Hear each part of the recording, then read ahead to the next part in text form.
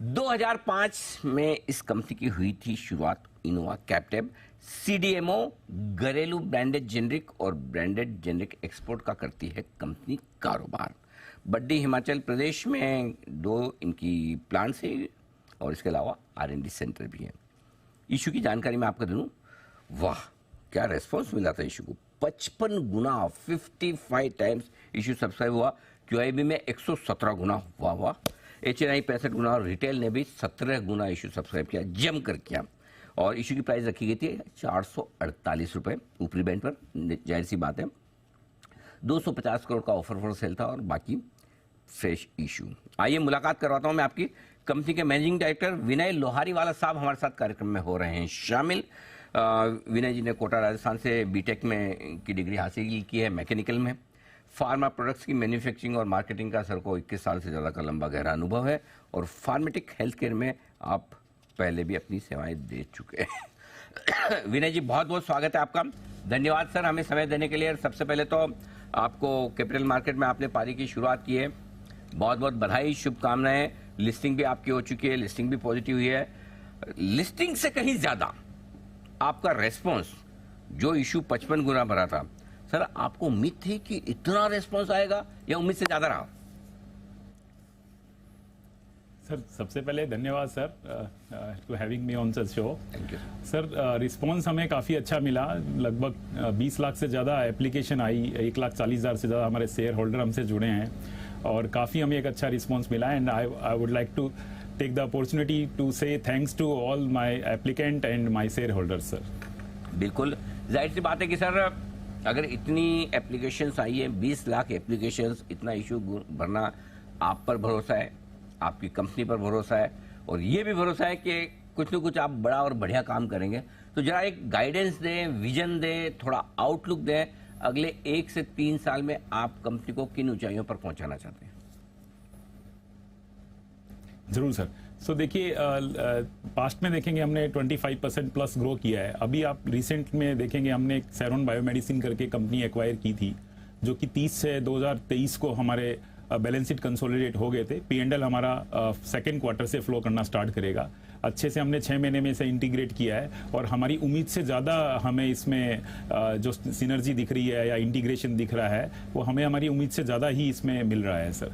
Secondly हम देखते हैं जम्मू की तरफ, तो हमारे जम्मू में एक काफ़ी बड़ा एक्सपेंशन है हमारा, जिसमें हमने 350 करोड़ का हमारा कैपिटल एक्सपेंडिचर है।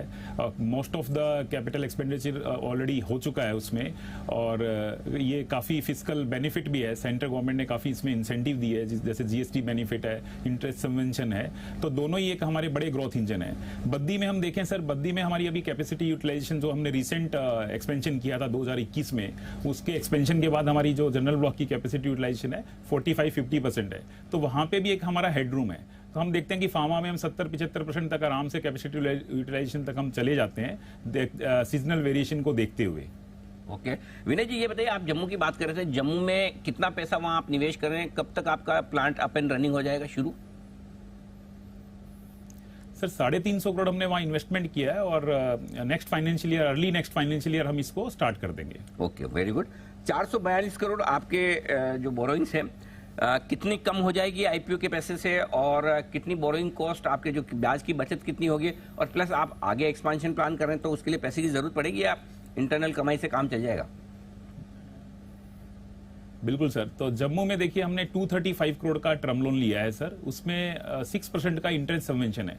तो वहां हमारी इफेक्टिव लेंडिंग कॉस्ट केवल 2-2.5% के लगभग रहेगी, तो जो कि ना के बराबर एक ब्याज की कॉस्ट है। अभी उसको छोड़ के हम जितना भी हमारा लोन है लगभग काफी रिड्यूस हो जाएगा, मतलब 250 करोड़ का हम पे आउट कर देंगे। तो जम्मू लोन को छोड़ के हमारी बैलेंस शीट में जो लोन दिखेगा वो बिल्कुल न के बराबर ही दिखेगा। के तो बहुत ही बढ़िया, आपके ज़्यादा दिक्कत नहीं आएगी और ज़्यादा लोन लेने की जरूरत नहीं पड़ेगी। अब ये बताएं सर कि अभी तो जहाँ तक मेरा ख्याल है कीनिया, अफगानिस्तान, श्रीलंका जैसे छोटे देशों में आप एक्सपोर्ट कर रहे हैं, आगे फोकस क्या है? यहीं पर और काम बढ़ाना है या फिर बड़े रेगुलेटेड मार्केट में भी आप एंट्री करने वाले हैं? बिल्कुल सर।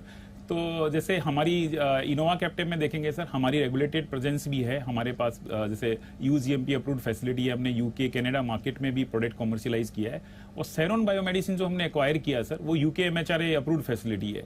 वहां से जो मैक्सिमम जैसे 192 करोड़ का लास्ट ईयर का रेवेन्यू था, वहां पे जो मैक्सिमम रेवेन्यू है वो Europe, UK, Canada, Australia regulated market से ही मैक्सिमम रेवेन्यू आता है। तो हमारे लिए ये एक सिनर्जी थी कि हम जैसे डोमेस्टिक और आरओडब्ल्यू मार्केट में स्ट्रांग है, हमारी प्रेजेंस है, हम बिजनेस को समझते हैं रेगुलेटेड मार्केट में भी, और सेरोन को आने से हमें एक काफी उसमें एक लीप ग्रोथ मिली है कि हमारी रेगुलेटेड प्रेजेंस भी बढ़ी है। और आगे भी चलते हुए हमें रेगुलेटेड में भी और डोमेस्टिक में भी एक दूसरे के कस्टमर्स भी हम एक्सचेंज कर रहे हैं, और डेफिनेटली वो बिजनेस हमारा बढ़ेगा।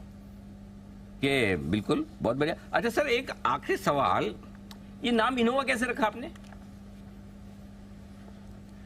Sir, this is derived from innovations. अच्छा। And capsule tablet, CapTab is stand for capsule and tablet. तो अच्छा, एक और चीज विनय जी बताइए कि पहले आपने इनोवा नाम रखा या इनोवा जो टोयोटा की कार पहले लॉन्च हुई थी?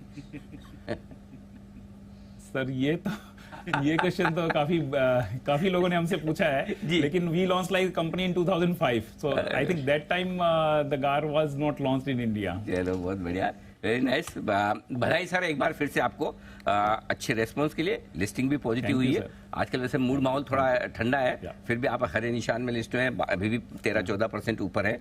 इन्वेस्टर्स के लिए कम से कम पैसे तो बन रहे हैं। बहुत बहुत बधाई और एक बार फिर से आपको शुभकामनाएं। Thank you sir, thank you very much sir.